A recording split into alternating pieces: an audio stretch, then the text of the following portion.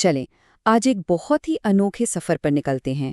قرآن کو ایک ایسے زاویے سے دیکھتے ہیں جو شاید پہلے کبھی ذہن میں نہ آیا ہو۔ کبھی سوچا ہے کہ اگر قرآن مجید کا اپنا ایک شناختی کارڈ ہوتا تو اس پر کیا لکھا ہوتا؟ تو آئیے مل کر یہ کارڈ بناتے ہیں اور اس کے ذریعے قرآن کے جو بنیادی حقائق ہیں ان کو ایک نئے اور دلچسپ انداز میں سمجھتے ہیں۔ تو سوال یہ ہے کہ ہمارے اس شناختی کارڈ پر کون کون سی معلومات ہوں گی؟ آئیے ایک نظر ڈالتے ہیں۔ دیکھیں، ہم اس کے نام سے شروع کریں گے، پھر دیکھیں گے کہ اس کا پیدائشی سرٹیفکیٹ کیا ہے، یعنی وہی کی پوری کہانی، پھر اس کی عمر پر بات ہوگی، یعنی وہ 23 سالہ سفر۔ اس کے بعد اعداد و شمار کی روشنی میں اس کی ساخت کو سمجھیں گے، کچھ بہت ہی حیران کن ریکارڈز پر بھی نظر ڈالیں گے، اور آخر میں اس کارڈ کے پیچھے جو اصل جوہر چھپا ہے وہاں تک پہنچیں گے۔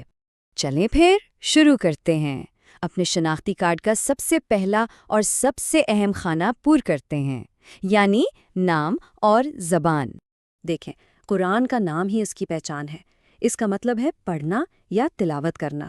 یہ نام ہی بتا رہا ہے کہ یہ کوئی عام کتاب نہیں، یہ ایک زندہ کتاب ہے جسے صرف ایک بار نہیں بلکہ بار بار پڑھا اور سمجھا جانا ہے۔ یہ تو گویا خود اپنے مقصد کا اعلان کر رہا ہے۔ اچھا، اس کا ایک سرکاری لقب بھی ہے، مجید یعنی بزرگی والا۔ یہ لقب ہی اس کی عظمت کی طرف اشارہ کرتا ہے۔ اور زبان ہے عربی، جو ظاہر ہے اس کے تاریخی اور ثقافتی پس منظر کو بالکل واضح کر دیتی ہے کہ یہ کہاں اور کس ماحول میں نازل ہوا۔ تو ٹھیک ہے، نام اور زبان کی بات تو ہو گئی۔ اب شناختی کارڈ کا اگلا خانہ پر کرتے ہیں اور یہ دیکھتے ہیں کہ آخر یہ پیغام آیا کہاں سے ہے، اس کا اوریجن کیا ہے۔ یہ وہ جگہ ہے جہاں سے سب کچھ شروع ہوا۔ مکہ کے قریب ایک ویران پہاڑ کی چوٹی پر ایک غار ہرا۔ یہ وہ جگہ تھی جہاں پیغمبر محمد صلی اللہ علیہ وآلہ وسلم عبادت کیا کرتے تھے، اور وہیں انہیں تاریخ کی سب سے اہم آواز سنائی دی، پہلی وحی ملی۔ یہ جو وحی کا سلسلہ ہے یہ بالکل سیدھا اور صاف ہے۔ پیغام بھیجنے والا اللہ، پیغام پہنچانے والا فرشتہ جبریل، اور پیغام وصول کرنے والے پیغمبر محمد صلی اللہ علیہ وسلم۔ بالکل ایک واضح چین۔ اس کا مطلب یہ ہوا کہ اس میں کسی بھی انسانی مداخلت کی کوئی گنجائش ہی نہیں ہے۔ اچھا، تو یہ پیغام پہنچا کیسے؟ کیا یہ ایک ہی بار میں نازل ہو گیا یا پھر دھیرے دھیرے؟ چلیں شناختی کارڈ کے اس حصے میں اس بڑے دلچسپ عمل کو سمجھتے ہیں۔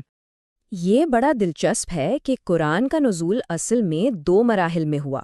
پہلے تو یہ مکمل طور پر آسمان دنیا پر نازل ہوا، ایک ہی بار میں، اور پھر وہاں سے 23 سال کے لمبے عرصے میں واقعات اور انسانیت کی ضرورت کے مطابق تھوڑا تھوڑا کر کے زمین پر نازل ہوتا رہا۔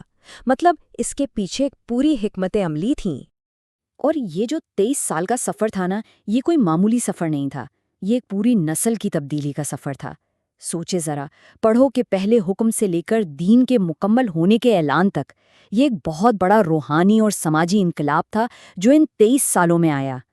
تو ٹھیک ہے، کہانی تو ہم نے جان لی، اب ذرا نمبرز کی بات کرتے ہیں۔ آئیے اس کتاب کو اعداد و شمار کی نظر سے دیکھتے ہیں، جو ہمارے شناختی کارڈ کو اور بھی تفصیل دیں گے۔ تو سب سے پہلے قرآن میں کل 114 سورتیں ہیں، 114، اور ہر ایک کی اپنی منفرد خوبصورتی ہے، اپنا الگ پیغام اور اپنا ایک خاص آہنگ۔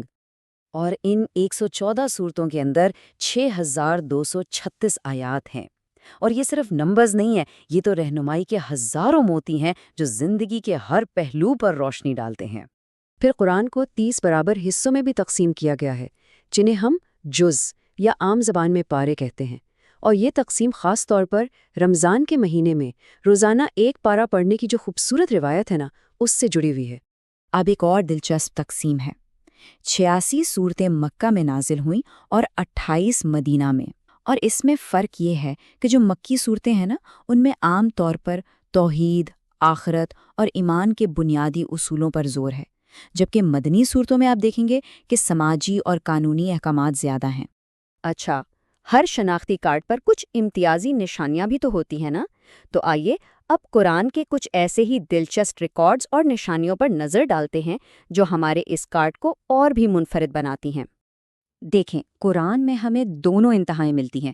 ایک طرف ہے سورت البقرہ جو 2.5 پاروں پر مشتمل ہے اور زندگی کے تقریباً ہر پہلو کا احاطہ کرتی ہے، اور دوسری طرف ہے سورت الکوثر جو صرف 3 آیات پر مشتمل ہے لیکن اپنے اندر بہت گہرے معنی رکھتی ہے۔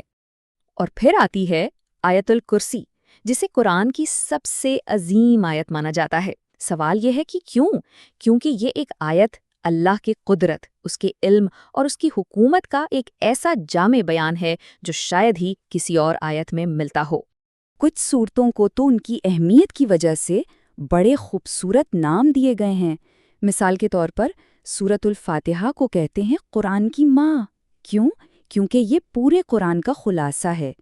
پھر سورت یاسین کو قرآن کا دل کہا جاتا ہے کیونکہ یہ ایمان کی اصل حقیقت کو بیان کرتی ہے، اور سورت الرحمن اسے قرآن کی دلہن کہتے ہیں، اس کی خوبصورت زبان اور اللہ کی نعمتوں کے بار بار تذکرے کی وجہ سے۔ اچھا، کچھ اور منفرد باتیں سنیں۔ قرآن میں ایک ایسی سورت ہے جو بسم اللہ کے بغیر شروع ہوتی ہے، وہ ہے سورت التوبہ، اور ایک ایسی سورت بھی ہے جس میں بسم اللہ ایک نہیں بلکہ 2 بار آتا ہے، وہ ہے سورت النمل۔ اور سب سے حیران کن بات، سورت المجادلہ کی ہر ایک آیت میں، جی ہاں ہر ایک آیت میں، لفظ اللہ موجود ہے۔ تو ہم نے اپنے شناختی کارڈ کے تقریباً سارے خانے پر کر لیے ہیں، لیکن ان تمام حقائق اور اعداد و شمار کے پیچھے اصل پیغام کیا ہے؟ آخر قرآن ہم سے کہنا کیا چاہتا ہے؟ اگر پورے قرآن کو سمجھنا ہو تو اسے 3 بنیادی ستونوں پر کھڑا سمجھا جا سکتا ہے۔ پہلا اور سب سے اہم ستون خدا کی وحدانیت یعنی عقائد، یہ مرکزی نقطہ ہے۔ دوسرا، پچھلی قوموں کے قصے جو ہمیں سبق سیکھنے کے لیے ہیں۔ اور تیسرا، زندگی گزارنے کے لیے قوانین اور اخلاقیات جو ایک بہتر انسان اور سماج بنانے میں مدد کرتے ہیں۔ اور جب یہ تینوں چیزیں ملتی ہیں نا تو ایک مکمل نظام حیات سامنے آتا ہے۔ اور آخر میں سورت الاخلاص کا یہ مقام ہمیں ایک بہت اہم بات یاد دلاتا ہے کہ قرآن کی عظمت اس کے حجم میں نہیں بلکہ اس کے پیغام کی گہرائی میں ہے، ایک ایسی گہرائی جو صرف چند الفاظ میں پوری کائنات کا راز سمیٹ لیتی ہے۔ اور میرے خیال میں یہی ہمارے اس شناختی کارڈ کا سب سے اہم اور سب سے یادگار پہلو ہے۔